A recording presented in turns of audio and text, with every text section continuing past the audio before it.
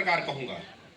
गरीब पत्रकार के ऊपर जब पुलिस बर्बरता करती है, फर्जी एफआईआर करती है, तो उस समय जो स्थानीय पत्रकार होते हैं, क्षमा चाहूंगा, वो मदद के बजाय युद्ध के समय बुद्ध बन के बैठे होते हैं और कैरेक्टर असैसिनेशन करते हैं, बताते हैं कि वो पत्रकार ब्लैकमेलर है, ऐसा है वैसा है, बिना किसी सबूत का। मैं एकमात्र अभी तक जो मैं देख पाया हूं जो मंच है वो है पत्रकार सुरक्षा समिति, और मैंने देखा है कि वो सभी संगोष्ठी हो रहा है, तो मैं जरूर आऊंगा मैं। और अब मैं अपना तकनीकी सेशन शुरू करता हूं। सबसे पहली बात तो देखिए, पत्रकार सुरक्षा कानून लागू हुआ, आप उसमें संशोधन चाहते हैं, आप और ले आइए, कड़े से कड़ा कानून ले आइए। लेकिन जैसा कि अभी पूर्व वक्ता ने कहा, आपको मैं बताऊं, आप बताइए, दहेज लेना और देना दोनों अपराध है, लेकिन आप बताइए कौन सी शादी बिना दहेज की होती है? उसी प्रकार जब तक आप व्यवहारिक बातों को नहीं समझेंगे, तब तक आपका पत्रकार सुरक्षा कानून कितना भी कड़ा आप बना लें, आपको उसका लाभ नहीं मिलेगा।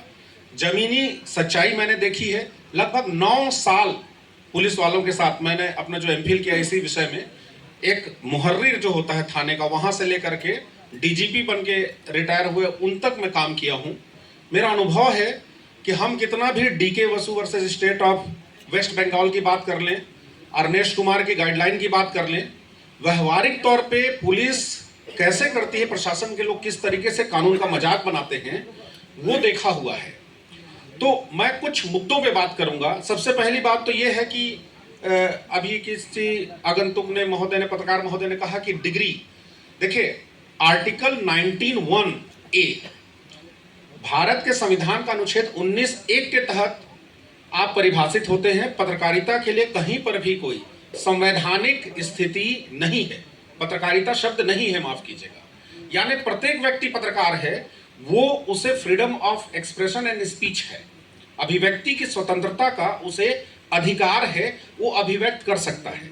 लेकिन पत्रकार सुरक्षा सबसे पहला होता है precaution is better than cure, यानी आपके ऊपर हमला हो, आपके ऊपर कोई फर्जी एफआईआर हो, उससे पहले आप सावधानी बरतें। मैं उस पर बात करूंगा।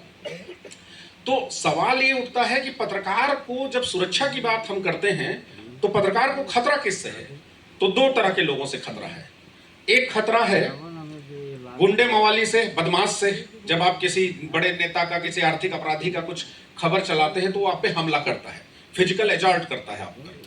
तो आप कहां जाते हैं? आप जाते हैं पुलिस के पास। अगर पुलिस मजबूत होगी तो आपको इस खतरे से तो निजात मिल जाएगा। अगर लॉ एंड ऑर्डर अच्छा रहेगा, कानून व्यवस्था अच्छी रहेगी, तो आपको गुंडों से डरने की जरूरत नहीं है। लेकिन तब क्या करें जब पुलिस ही आपको फर्जी फंसाती है। एक फिल्म आई थी दबंग, उसमें मैंने एक डायलॉग बहुत फेमस था, आप लोगों ने सुना होगा कि थप्पड़ से डर नहीं लगता साहब, प्यार से लगता है। मुझे जब कई लोग ऐसा कहते हैं कि अखिल भाई आपको डर नहीं लगता, इतने बड़े नेताओं के बारे में आप पत्रकारिता करते हैं, मैं बोलता हूं कि गुंडों से डर नहीं लगता साहब, पुलिस से डर लगता है। तो जब ये तंत्र हमारे खिलाफ हो जाती है, जब पुलिस वाले हमारे ऊपर फर्जी एफआईआर करते हैं, फेक एफआईआर करते हैं, तो घिनौनी स्थिति बन जाती है। एक आम आदमी, जो दुष्यंत कुमार जी का लाइन है कि कहां तो तय था चरागा हर एक घर के लिए, कहां चराग मैसर नहीं शहर के लिए, यहां दरख्तों के साए में धूप लगती है, चलो यहां से चले उम्र भर के लिए। तो मैं पूछता हूं, ये दरख्त कौन है? ये दरख्त है हमारे प्रशासन, हमारे नेता, मंत्री, पुलिस, कि हम जब कोई गुंडा हमें सताएगा तो हम इनकी आड़ में जाएंगे। लेकिन मैं आपको बता रहा हूं कि किसी भी रस्सी को सांप बना देंगे, 8-10 एफआईआर कर देंगे, आप अंदर हो जाएंगे। उसके परिवार के बच्चों को, बच्चियों को पता नहीं होता कि पापा क्या कर रहे हैं, क्या लिखे हैं, किससे दुश्मनी है। पुलिस रात को पहुंच जाती है, बुलडोजर लेकर पहुंच जाती है बुलडोज करने के लिए घर, और उसको 10-11 एफआईआर करके और फिर प्रशासन की सहायता से तड़ीपार कर देंगे। और जब आप उसके तड़ीपार करने वाले उनके आरोप पत्र को पढ़िएगा तो उस आरोप पत्र में लिखा रहता है कि उक्त व्यक्ति के लिए सारे लोग एक साथ आक्रोश है इसके विरुद्ध में। पत्रकार के खिलाफ ऐसा लिखा हुआ है। सोचिए आप कि अगर इसे हम लोग जिला बदर नहीं करेंगे तो जन आक्रोश फैल जाएगा। जबकि सच्चाई में उसकी पत्रकारिता आप देखेंगे तो किसी गरीब की जमीन को वापस कराने में 20 साल लगेगा सुप्रीम कोर्ट तक लड़ने में, जबकि ऐसे पत्रकारों की पत्रकारिता के कारण 1 महीने में गरीब की जमीन वापस हो जाती है। अब उसका इनाम क्या देती है सरकार कि 10 से 11 एफआईआर देती है। मैं किसी एक या दो उदाहरण नहीं देता, मैं अभी ताजा उदाहरण दे रहा हूं, संवाद कार्यालय का हुआ। स्पष्ट है, डिजिटल साक्ष्यों में मेरी अपनी शोध है, मैं विशेषज्ञता रखता हूं अपराध अन्वेषण में, इसलिए मैं बोल सकता हूं। आप उस सीसीटीवी को देखिए, फुटेज को आप वहां बता दीजिए संवाद में किस पत्रकार ने जाकर के हाथापाई किया, मारपीट किया। आप देखिएगा वायरल वीडियो को, मैंने उसमें पत्रकारिता भी की है। स्पष्ट रूप से कोई जाके पूछ रहा है जनता के एक नौकर से, सर्वेंट से, गवर्नमेंट के सर्वेंट से कि भाई आपने इससे बदतमीजी क्यों की। वो बदतमीजी इसलिए किया था कि मेरे विरुद्ध में न्यूज क्यों लगा रहे हो। देखिए, अगर आप हर बात पे तय करेंगे कि राजनीति की बात नहीं होनी चाहिए, मैं कहता हूं कि पत्रकारिता का धर्म है, सत्ता का स्थायी विपक्ष होता है वो, तो आप जब तक सत्ता को नहीं लताड़ेंगे कैसे आपसे खौफ होगा। आप डरिए और डरते रहिए। फर्जी एनकाउंटर होते हैं, जिस तरीके से फर्जी एफआईआर होते हैं, कभी गुंडा मारेगा, कभी पुलिस वाले फर्जी एफआईआर करेंगे। तो सवाल यह उठता है कि आप कितना भी कड़ा पत्रकार सुरक्षा कानून ले आइए, माफ कीजिएगा, कुछ होने जाने वाला नहीं है, क्योंकि जब तक आप एकजुट नहीं रहेंगे। मैं देखा हूं कि जैसे ही किसी पत्रकार के ऊपर में फर्जी एफआईआर हुआ या कोई हमला हुआ, सबसे पहला काम इनका होता है, कुछ तथाकथित पत्रकार जो अपने आप को पॉलिश्ड अभिजात्य वर्ग के पत्रकार मानते हैं, मैं उन्हें कॉर्पोरेट जगत का पत्रकार कहता हूं, उनमें बहुत अच्छे लोग भी हैं जिनका दम घुट रहा है, कहते हैं अखिल भाई सैलरी मिलती है हमको, हम आपके जैसा फ्री नहीं बोल पाते हैं। अच्छे लोग भी हैं, मैं सबको नहीं कहता हूं, लेकिन कुछ लोग ऐसे हैं कि उस वक्त उनको बहाना चाहिए। वो आपको बताएंगे कि नहीं, आपने शर्ट का बटन यहां लगा दिया इसलिए हमने साथ नहीं दिया, अगर आपने ये बटन नहीं लगाया होता तो हम साथ दे देते। किसी पत्रकार की भाषा को बताएंगे कि नहीं भाई ये भाषा इसकी अच्छी नहीं है, इस वजह से हम उस पत्रकार के लिए साथ नहीं दे रहे हैं। अरे भाई, गांव का पढ़ा लिखा सरकारी स्कूल में एक पत्रकार है, उसकी ना तो अच्छी शिक्षा हुई है, ना उसको कहीं आईआईएम्स में जाकर के मौका मिला है पढ़ने का। उसकी जो शिक्षा है, जैसा उसका भाषा है, टूट फूट जैसा भी बोलता है, उसके उद्देश्य को आप देखिए, गरीब के लिए लड़ाई लड़ रहा है, आप देखिए जनहित के मुद्दे उठा रहा है कि नहीं उठा रहा है। तो ऐसे समय में आप बिल्कुल आदर्श आचार संहिता लागू कर देते हैं कि नहीं भाई, हम तो उसको पत्रकार मानते ही नहीं। या फिर जैसे कि पूर्व वक्ताओं ने कहा कि वो तो यूट्यूबर है। यूट्यूब हो या फेसबुक हो या कोई पत्रकार का अपना समाचार पत्र हो, अगर वह समाज के मुद्दों को उठा रहा है, शासन प्रशासन से वो सवाल कर रहा है, तो वह पत्रकार है। इस बात को हमें मानना होगा कि वो पत्रकार है। तो सबसे पहले तो ये तय कर लेना चाहिए। दूसरा सुझाव है मेरा कि आप इन चीजों को समझिए। जैसे अभी एक शुरुआत के पहले के सेशन में एक वक्ता ने ऐसे एक उदाहरण में दिया होगा, मैं समझता हूं बहुत विद्वान आदमी है, बोले कि मेरे पास मोहल्ले के लोग आते हैं तो मैं पहले उससे पूछता हूं कि तुमने क्या किया, तुम ऐसा करो कि आत्महत्या के लिए तुम लिख दो, आत्महत्या करना चाहता हूं। बस यहीं पे गलती कर जाते हैं पत्रकार लोग, कानून का पता नहीं होता। जैसे ही आपने इस तरह की कोई बात की, आत्महत्या के लिए दुष्प्रेरण का मामला फंसा देगा पुलिस आपको। तो आपको बचना है, थोड़ा कानून की संगोष्ठियां कीजिए, वकीलों को बुलाइए, छोटी छोटी चीजें जानिए कि शासकीय कार्य में बाधा पे फंसा देते हैं। ये शासकीय कार्य का बाधा का मतलब क्या है? आप देखिए कि मानहानि किसे कहते हैं। किसी भी लोक सेवक की सार्वजनिक आचरण पे टीका टिप्पणी करना मानहानि नहीं है, ये आपको पता होना चाहिए।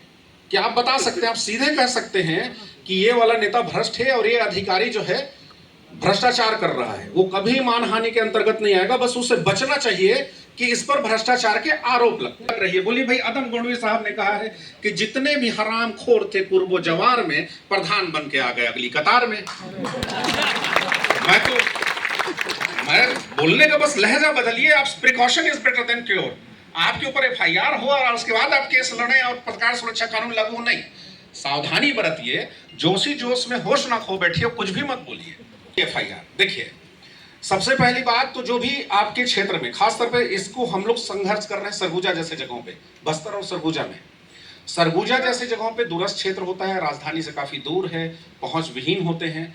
तो वहां क्या करती है पुलिस, कोई भी एक झूठा शिकायतकर्ता ले आती है, वो शिकायत आवेदन उसे मिल जाता है, और कई बार आवेदक नहीं मिलता तो अपने ही एक सिपाही से आवेदन वो ले लेते हैं और मनमाने धाराओं पे वो एफआईआर कर देते हैं। एफआईआर करने के बाद अगला पत्रकार थोड़ी देर के लिए बेफिक्र हो जाता है कि अरे भाई सबूत ही नहीं होगा, पुलिस करेगी क्या। तो मैं आपको बता दूं, पुलिस के पास अपने झूठे गवाह होते हैं, जिसको टेक्निकली कहा जाता है पॉकेट एविडेंस। वो जितने नशेड़ी होंगे, गंजेड़ी होंगे, रेपिस्ट होते हैं, किसी मामले में फंसे हुए बहुत पुराने अपराधी होते हैं, उन्हें पुलिस ब्लैकमेल करके गवाही दिला देती है कि अभी तुम गवाह में नाम डलवा दो। प्रक्रिया में 2-3 साल जब ये फंसेगा, जब वकील के पास जाएगा, हर पेशी में जाएगा, तो प्रताड़ित करना चाहती है। अंत में भले आप बाइज्जत बरी हों, लेकिन न्यायालय की प्रक्रिया से आप इतना तंग हो जाएंगे कि अगली बार आप शासन के खिलाफ लिखना नहीं चाहेंगे। तो इन सब चीजों पे पत्रकारिता करने की जरूरत है।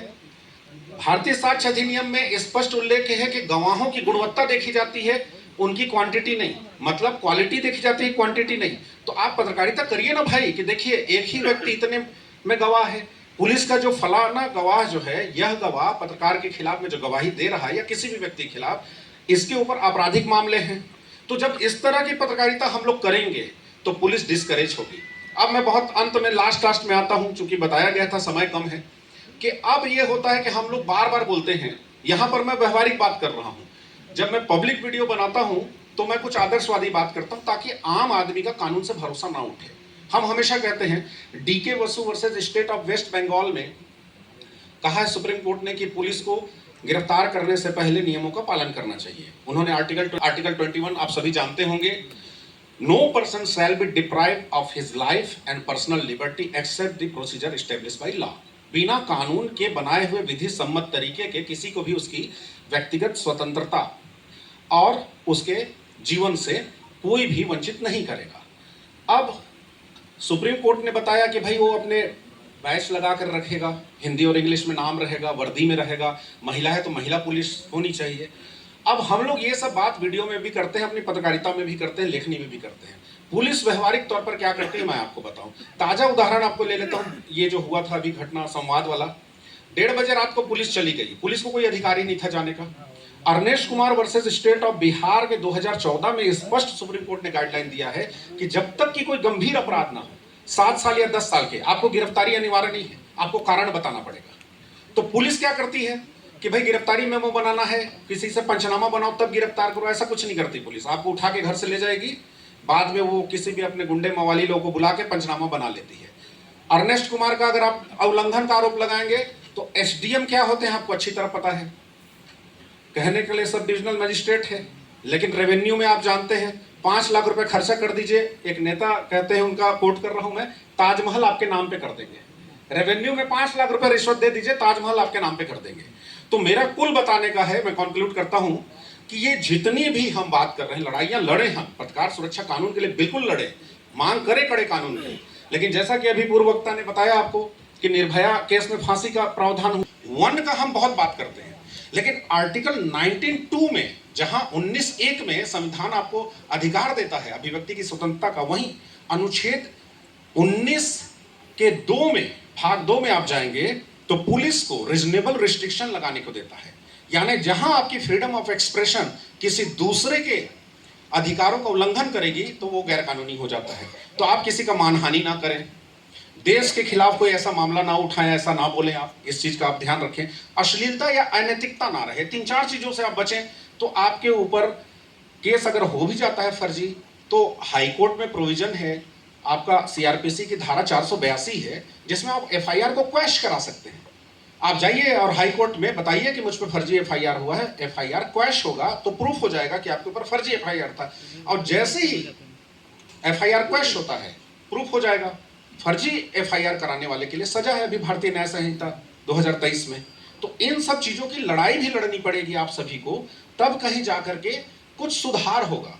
मतलब कोई भी बड़ा बदलाव बिना संघर्ष किए नहीं आता, तो वो संघर्ष करना है। साथ साथ मानव अधिकार आयोग है, मानव अधिकार आयोग की वेबसाइट को मैं आपको बता दूं, इतना जटिल रखा हुआ है कि एक आम आदमी, मैं कंप्यूटर पढ़ाता हूं, असिस्टेंट प्रोफेसर हूं, मुझे 3 घंटे लग जाते हैं, 3 घंटे लग जाते हैं उसमें आपको क्या करने के लिए, पिटीशन डालने के लिए। तो इन सब की बात करें कि उसको सिंप्लीफाई करिए भाई, कॉमा नहीं लेना चाहिए, पूर्ण विराम ऐसा नहीं होना चाहिए, इतनी सारी चीजें हैं। अभी मैंने ये जो संवाद वाला मामला था उसका ह्यूमन राइट्स में पिटीशन दायर किया, एक्सेप्ट हुआ है वो।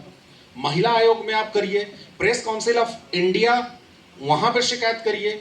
इनके पास कहते हैं कि भाई ठीक है, उनको सजा देने का अधिकार नहीं है, लेकिन फिर भी इन तमाम तरह की चीजों से जब सुशोभित होकर आप हाई कोर्ट में जाएंगे तो निश्चित तौर पे आपको कामयाबी मिलेगी और उसके बाद पत्रकारिता में नैतिकता और शुचिता के लिए आप ध्यान देंगे तो आपकी इमेज भी अच्छी बनेगी समाज में। और फिर वही अंत में मैं अकबर इलाहाबादी की वो लाइन कहूं कि पत्रकारिता और अखबारों का वही इमेज फिर से बनेगा कि खींचो ना कमानों को ना तलवार निकालो, खींचो ना कमानों को ना तलवार निकालो, जब तोप मुकाबिल हो तो अखबार निकालो। धन्यवाद। धन्यवाद करते हैं। और मैं यहाँ सभी को बताना चाहता हूँ कि सभी पत्रकारों का हम सम्मान करते हैं। ऐसा नहीं है कि गिने चुने पत्रकारों करते हैं। जितने भी हमारे पत्रकार साथी आए हैं सभी का हम सम्मान करेंगे, उनको मोमेंटो देंगे। तो कृपया अपना स्थान ग्रहण रखें। और हमारे साथी अखिल भाई, किसी भी पत्रकार को समस्या होगी आप उनसे उनका नंबर ले लिए, वो आपकी मदद जरूर करेंगे।